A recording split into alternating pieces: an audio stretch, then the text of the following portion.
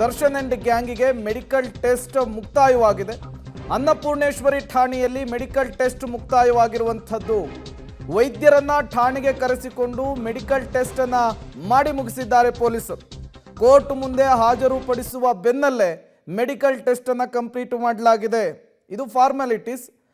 ಪ್ರತಿ ಬಾರಿ ಅವರನ್ನ ನ್ಯಾಯಾಧೀಶರ ಎದುರು ಪ್ರೆಸೆಂಟ್ ಮಾಡುವ ಮೊದಲು ಅವರ ಮೆಡಿಕಲ್ ಟೆಸ್ಟ್ ಅನ್ನು ಕೊಡಬೇಕಾಗುತ್ತೆ. ಅವರ ಹೆಲ್ತ್ ಕಂಡೀಷನ್ ಹೇಗಿದೆ ಅನ್ನುವಂತಹ ವಿವರವನ್ನು ಕೊಡಬೇಕಾಗುತ್ತೆ. ಈಗಲೂ ಕೂಡ ಹಾಗೆ ಆಗಿರುವಂಥದ್ದು. ಮೊನ್ನೆ ಪವಿತ್ರ ಗೌಡ ಸೇರಿ 13 ಜನರನ್ನು ಕೂಡ ಮೆಡಿಕಲ್ ಟೆಸ್ಟ್ಗೆ ಒಳಪಡಿಸಿದ ನಂತರವೇ ಪರಪ್ಪನ ಅಗ್ರಹಾರದ ಜೈಲಿಗೆ ಶಿಫ್ಟ್ ಮಾಡಲಾಗಿತ್ತು. ಮತ್ತಷ್ಟು ಡೀಟೇಲ್ಸ್ ಅನ್ನು ಕೊಡ್ತಾರೆ ನಮ್ಮ ಪ್ರತಿನಿಧಿ ನಾಗೇಶ್, ನೇರ ಸಂಪರ್ಕದಲ್ಲಿ ಜಾಯ್ನ್ ಆಗಿದ್ದಾರೆ. ನಾಗೇಶ್, ಮೆಡಿಕಲ್ ಟೆಸ್ಟ್ ವಿಚಾರಕ್ಕೆ ಸಂಬಂಧಪಟ್ಟಂತೆ ಏನೆಲ್ಲ ಡೀಟೇಲ್ಸ್ ಸಿಗ್ತಾ ಇದೆ ಅಂತ?